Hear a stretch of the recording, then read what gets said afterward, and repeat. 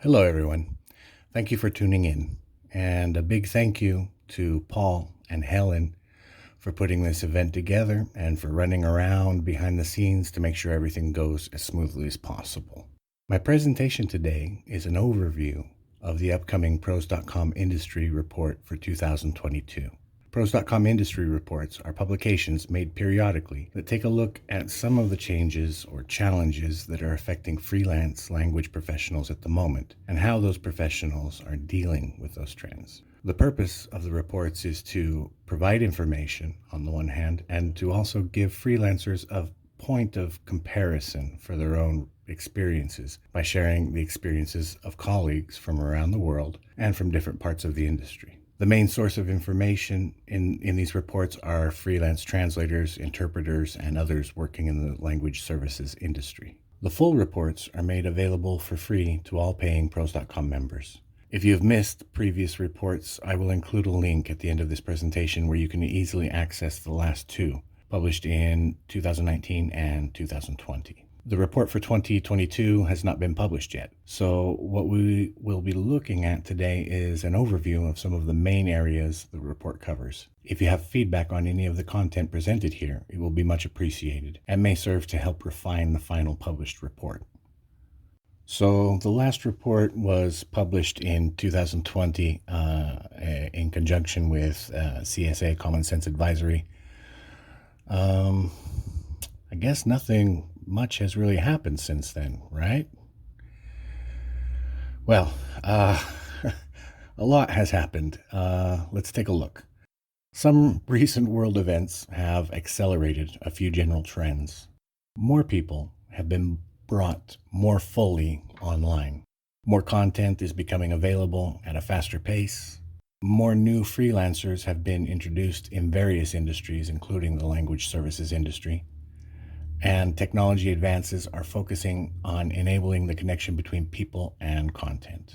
These first two are factors in the continued growth of the language services industry, while the second two will be essential in addressing the demand necessary to fuel this growth.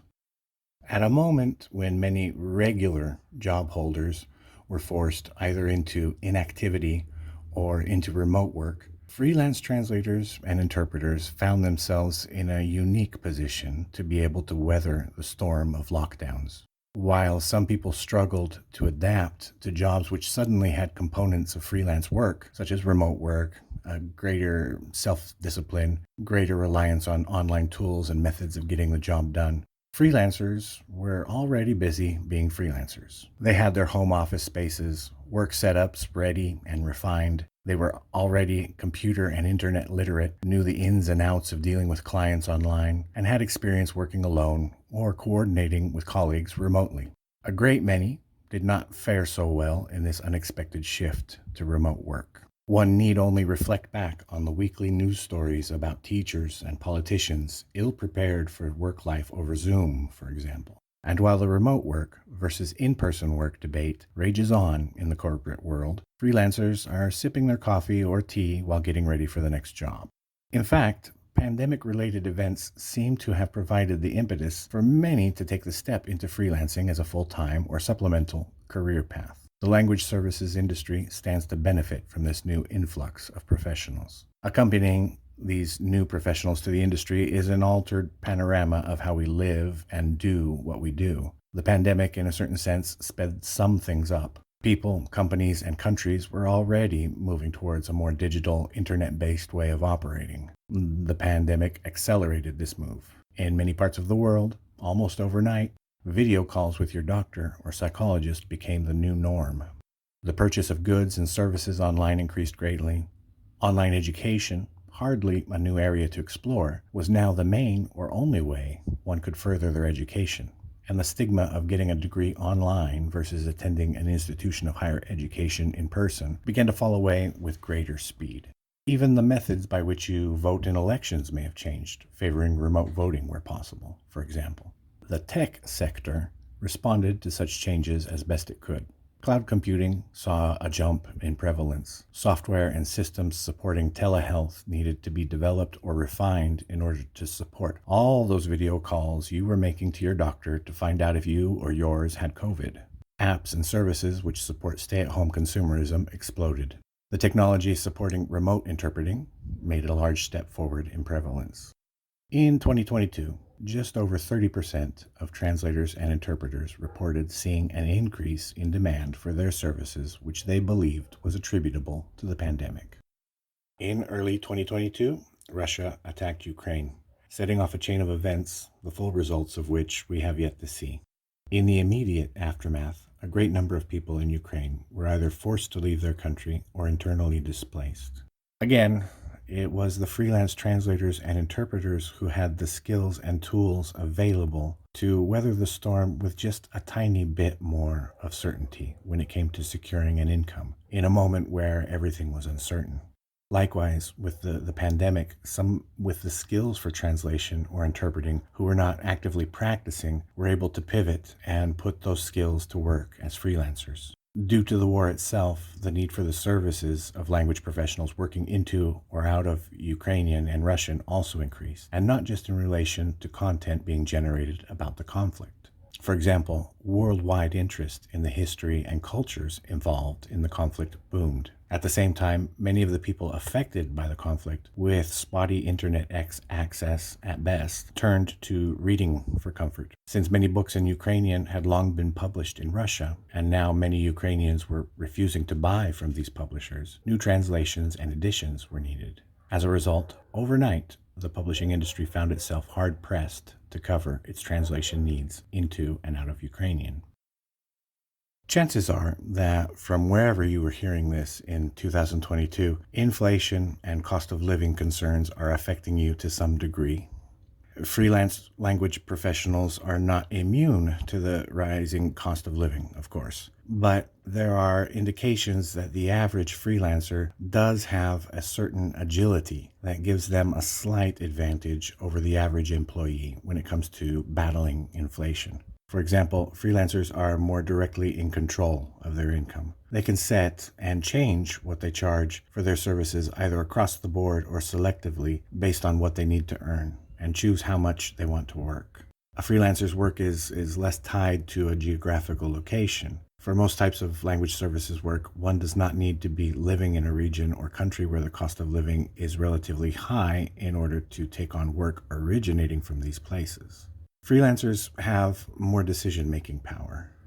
Beyond location and income, a freelancer can make other important decisions affecting themselves and their businesses, which more directly benefit them, versus depending on a company to make more general decisions, which may benefit employees to varying degrees depending on who they are or where they are in life. In addition, in some parts of the world, regulations and incentives are being put into place which favor freelance workers, as governments see the benefits of having a healthy freelance workforce residing within their borders. You have probably read terms such as the Great Resignation, the Big Reshuffle, the Big Firing, Quiet Quitting, and others which are commonly being thrown about nowadays, and which make for great clickbait in our news feeds. While the media coverage seems to focus mostly on these phenomena as they affect workers in the regular 9 to 5, it's important to keep in mind that they are also feeding into the pool of available freelancers in many industries, including language services.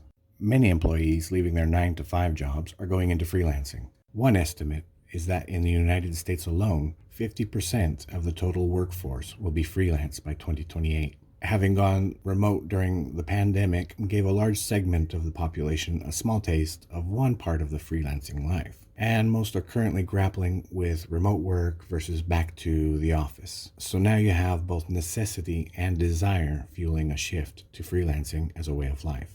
Freelancers already in the language services industry have not been impervious to the trend of critically analyzing one's work and personal life and making adjustments either. More on that in just a moment. The events we've mentioned so far probably took most of us by surprise. General trends in the language services industry are much less surprising if you have been in the game for a while. We can say that some of these trends have been intensified over the past 2 years or so, but for the most part, they were all pre-existing. In general, we can say that demand for language services continues to rise. There's more and more out there to translate.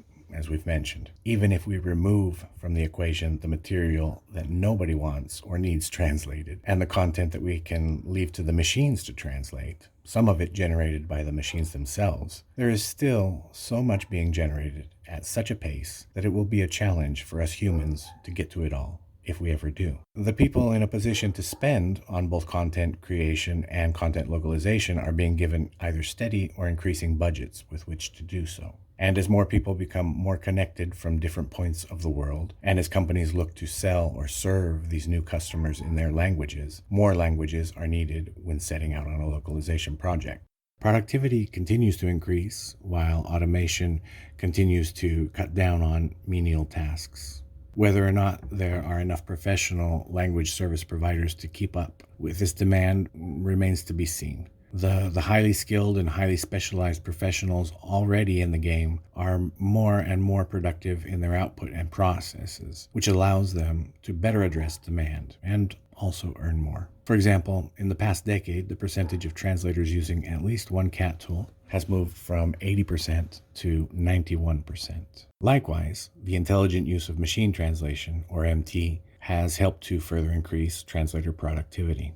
As of 2022, roughly 20% of translators report that they do not use MT at all at any point in their work. But its adoption rate as a work tool is far outpacing that which we saw with the use of CAT tools, helped along by the fact that if you are using a CAT tool nowadays, and you probably are, there are MT options baked in there somewhere. Indicators of productivity improvements over the past couple of years include translator output in average words per day. Words per day ranges in the middle are flattening out, and more translators are hitting and exceeding the 3,000 word per day mark, for example. Other more specific trends, which we will see in more detail in a moment, include an increase in attention to work-life balance, artificial intelligence outside of and within the industry, machine translation post-editing, possibly a different perspective on what it means to specialize, what we'll call the continuing rise of the remote interpreter, the ever-blurring line between what is a translator and what is an interpreter, diversification and turnover, and the sharpening of attention economy. Before we jump into these, however, let's take a glance at what is concerning freelance language professionals most at the moment. There's a lot to worry about, and everyone's situation and career path is different, but there are recurring concerns that come up over and over in general among freelance language professionals. Most of the concerns themselves are the same, and most of them are shared concerns with freelancers in any industry in general. But by paying attention to changes in priority or prevalence, it's possible to get a feel for what, if anything, is new. The main concerns expressed by freelance translators and interpreters in 2022, in order of prevalence, can be summed up like this. Getting new clients and getting more work has always been at the top of the list, a main preoccupation of the freelance language professional, of freelancers in general. And it's a big thing. Everything else hinges on that, right? At the same time, if you ask around in 2022, we will find that while it is secure in its position at number one, it is a bit less concerning than in previous years. And the usual number two on the list, concern over rates, has dropped a position. Greater concern bandwidth is currently going towards work-life balance. The last 2 years or so have been tough in many ways. We're all a little beat up, still trying to figure out the new normal, still waiting to see how some things will turn out. In our current context, it makes sense that a greater number of freelance language professionals are paying more attention to work-life balance, taking stock of where they are in their careers and where they want to go from a new perspective, and making changes which are healthy for their businesses and for themselves as individuals. There's been a lot of talk in recent years about artificial intelligence, or AI, and how disruptive it is or will be. Most translators and interpreters agree that AI is already affecting their world and has good practical uses in the industry. But at the moment, most are hard-pressed to find clear examples of this in their daily work outside of its use in conjunction with machine translation. The industry, and the world at large is seeing an increase in the automation of communication, security, projects, and workflows thanks to the assistance of AI. Machine learning and artificial intelligence are shaping how and what we translate. When we talk about the increasing creation of content, we should keep in mind that AI is out there doing its fair share of content creation now. And in some cases, it is performing the role of both content creator and translator, with varying degrees of success, of course. Translators report an interesting phenomenon, which is at least algorithm based if it's not purely an effective AI. Some clients are now requiring that target terms in translations be terms which have the highest hit rates in search engines, even if those terms are not the best match for the text itself being translated. In this loop, we've told the machine what to do. The machine shows us that in order to get the highest rate of attention to a service or product, we should write in a given way and then translate in a given way, altering the way we communicate. Those lucky interpreters don't have to worry about any of this, right? Well, instant subtitling or closed captioning technology is getting better and better, and might be an adequate solution in some cases. Remote interpreting relies heavily on systems which can know who is online and available in order to route calls quickly and efficiently, and can learn who to route to first based on things like response times, call frequency, quality, and duration.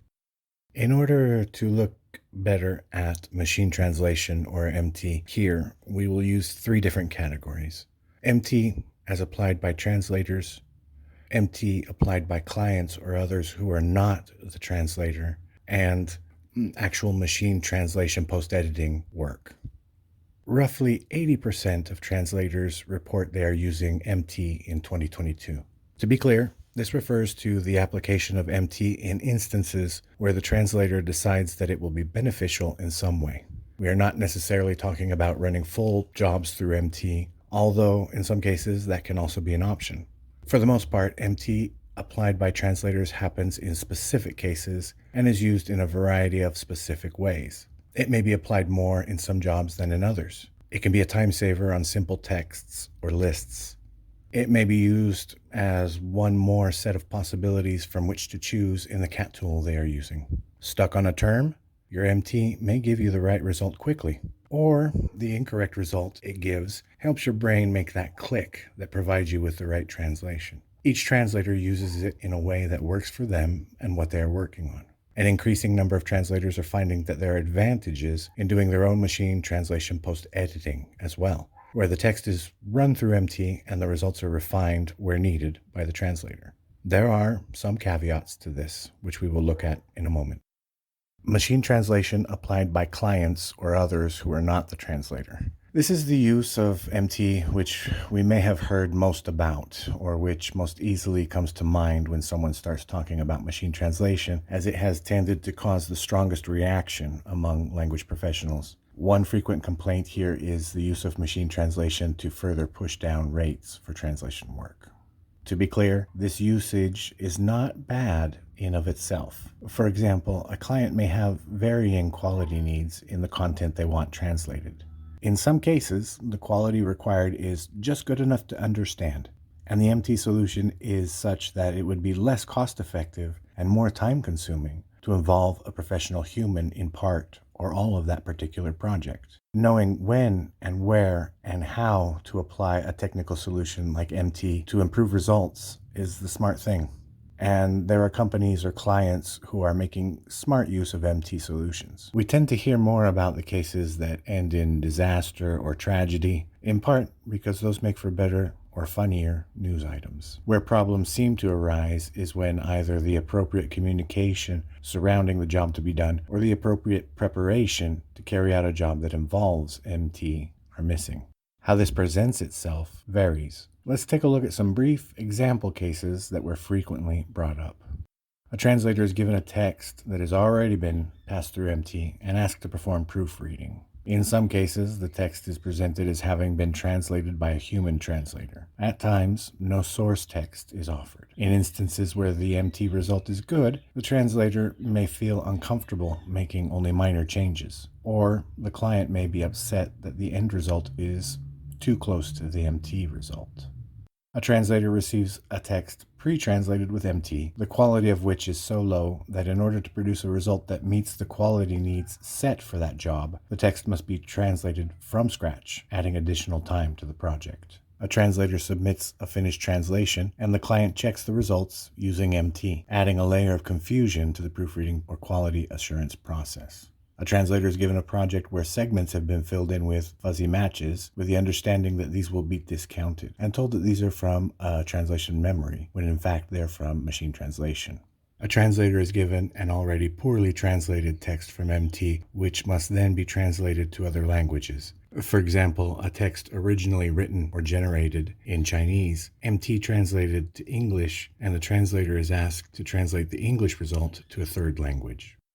Translators report that some agencies they work with have introduced a nearly blanket application of machine translation post-editing for their services, only to walk this back when the discount on the service and the quality of the results are not a win-win for the client. In some cases, the smart application of MT works in favor of the human translator, who can then command a slightly higher rate for those jobs where their brain and skills are a must. And the agency is able to pay that rate and still make more by compensating with the discounted MT-related services on the other end.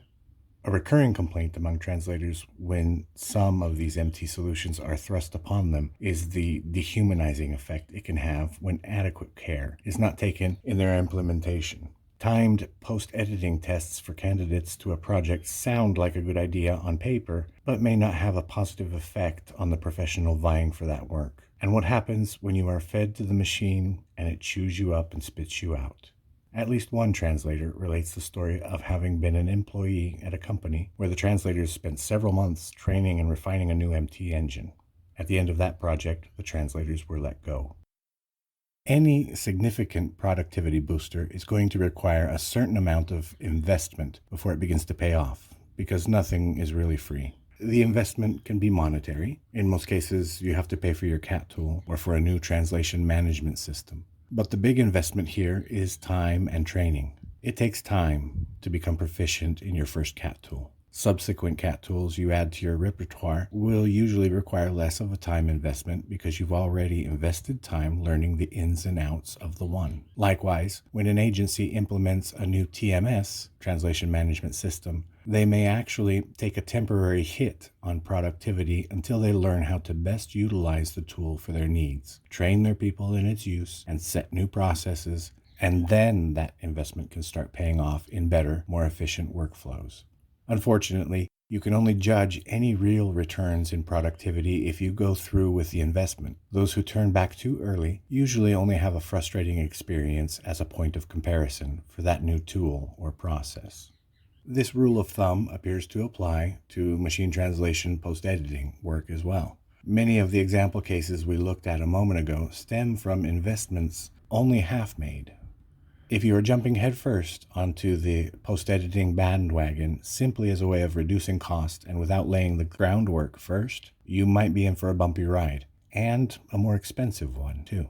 By most accounts, successful post-editing projects have at least three things in common: a deep understanding of the client and their needs, the machine is adequate or has been prepared. MT engines come in all shapes and sizes, and it is possible that the engine needs to be prepared for certain types of work beforehand. In some cases, the text involved also needs to be prepared. The humans are adequate or have been prepared. This includes clear communication regarding sources, intended output, and the level of quality expected. It may also mean that the professional dealing with the MT output has training or experience in doing what is expected of them on the system where they are expected to do it. It might not be enough that they normally do regular human translations on their own. The demand for post-editing work has been on the rise over the past few years. Some translators are rejecting these projects outright. Others have given them a try, and others still are pivoting to focus on addressing the demand. So, if you are a translator, is it worth it to do post-editing? The translators who have reported successful forays into post-editing are those who have taken the time to train themselves to it. They point out that once they have gotten good at it, they are able to do more, at a faster pace, and with greater ease. Even though the per project rate tends to be lower than that for pure human translation, since a well prepped post editing project is easier and faster, they are actually able to increase their overall income by either focusing on post editing or being able to efficiently do a post editing project when an interesting one comes along. Downsides to post editing are the usually lower rates involved per project, and many have stated that they feel this kind of project is generally less creative and less fun for the translator. In general, there is still a degree of misinformation and confusion surrounding post editing. When should it be used? What are the best practices? How involved should each role in the workflow be? Machine translation has improved greatly in most cases over the past decade. It will continue to improve. While this happens, more and more people will continue to experiment with post editing while the appropriate balance of human to machine is found and refined. One tendency is to jump into post editing without understanding the ins and outs and without fully preparing for success beforehand. So, mistakes will be made, frustrations will be generated along with those machine translated texts, and lessons will hopefully be learned. Which leads us to a client of yours approaches you about a project. They've decided to add post editing to their types of service. Would you be interested? Now, if you are one of the translators who have set themselves up to do post editing, the answer may be fairly straightforward. If you are not, there are more forks in the road. What do you do? All professional responses to this kind of inquiry, which at this point you have most likely experienced at least once, and if not, you will, are valid. What some translators are seeing in these inquiries from their clients are opportunities to add a valuable service to what they have to offer already, to go beyond a simple yes or no. The average translator who has been in the industry for a while now will tend to have more experience using machine translation in different applications on their own and a better handle on the advantages or pitfalls of its use in some cases. A translator who is also well versed in what is involved in post editing or any other technological advance and how it is currently being used in their languages is in a position to offer consultation or useful guidance on when and how to best apply it to a project that falls into their area of expertise. Positioning oneself as a highly skilled expert on the tech in translation, not just in one's fields of expertise, is one option for offering a more comprehensive service to one's clients. As we saw when we looked at the problematic case scenarios for machine translation use, the need and the niche for this kind of expert is there. It is just a question of who can fill it. There was probably a sort of golden age of the interpreter, where technology had gotten good enough to support and facilitate an interpreter's work, but where, for the most part, the interpreter still needed to be on site. So you saw a lot of interpreters traveling here and there, near and far, to work at conferences, job sites, business meetings, court hearings, and so on. It sounds almost glamorous, doesn't it? Tech advances then reached a point where those plane tickets and travel expenses began to dry up, as it became easier and more cost effective to bring the interpreter onto the scene either over the phone or virtually. Smartphones allowed us to go mobile with a distant interpreter, and platforms geared towards finding and engaging with a distant interpreter began to pop up across the internet. Remote interpreting was already very much on the rise before 2020. But then the pandemic happened, and here also caused an acceleration of this trend. Suddenly, in most cases, the only option if you needed an interpreter was that it had to be remote. While in some sectors an attempt is being made now to return to normal, what will actually happen is we will eventually adapt to what everyone is calling the new normal, and this will affect the rise of the remote interpreter. There will still be cases where an on-site interpreter is a good idea and feasible from a cost standpoint. But from a client perspective, in many instances, remote interpreting just makes good sense. And if you think in terms of reach, this may in some senses be the start of a new, more golden age. There was a not too distant past when, if you had a medical emergency in a place where you did not speak the language, finding someone to facilitate communication with medical professionals was something with a high degree of chance involved. And that is steadily being replaced with certainty. Access to interpreting services is now more widely available than ever, regardless of where you are or the languages you need. More and more interpreters than ever before are able to reach clients with their services in their languages almost instantly and at a lower cost to the professional as well. The line between translator and interpreter used to be well defined, and it was not so common to see someone professionally tackling both. However, between 30 and 40% of translators and interpreters are either currently considering or have already become what Claudia Brauer calls transinterpreters. Some interpreters who are increasingly office-bound already have most of the setup required for translation work and are also finding it easier to pick up translation jobs between interpreting gigs. An obstacle to this, in some cases, is the way that some remote interpreting systems work. You may not get as much work if you are not readily available during certain hours of the day, and you may not always have ample warning of incoming jobs, thus cutting down on the time you can safely allot to meeting a translation deadline. As remote interpreting becomes the way most interpreting gets done, and as it also increases the amount of interpreting that can be done, it should not be surprising that more and more translators are saying, "Hey, I would like to do that too." Remote interpreting can be a fun way to spice up the gaps between translation projects and bolster one's income. And so an increasing number of translators are getting trained to interpret. At the moment, this is the larger of the two segments. More translators are going into interpreting than interpreters going into translation. The percentage of people who are leaving the industry had declined somewhat by 2019. Just under 21% said they were planning on leaving or had already left the industry. There was a small uptick in this percentage in 2022 to 23%. Now, bear in mind that these percentages include people who are considering leaving but who have not yet left. And they also likely leave out some who have already left as well. In 2022, roughly 37% of freelance translators and interpreters reported friends or colleagues who had left the industry in the past couple of years. Arriving at an actual, real turnover rate for an industry as fragmented as language services would probably be close to impossible at the moment. But we can look at these percentages as indicators to keep an eye on, and it may be helpful to look at what is happening in other industries just to get a sense of perspective. As points of comparison, depending on where you look, turnover in the tech industry or in finance is around 18 to 20%. Education and health services might be 30 to 40%. It is difficult to say yet if the percentages we are talking about here are normal for the language services industry or not. A slight increase in people leaving in 2022 in the context of the post-pandemic or wherever we are in the pandemic now, and the trend to rethink one's work and life in a new light, that would not be surprising.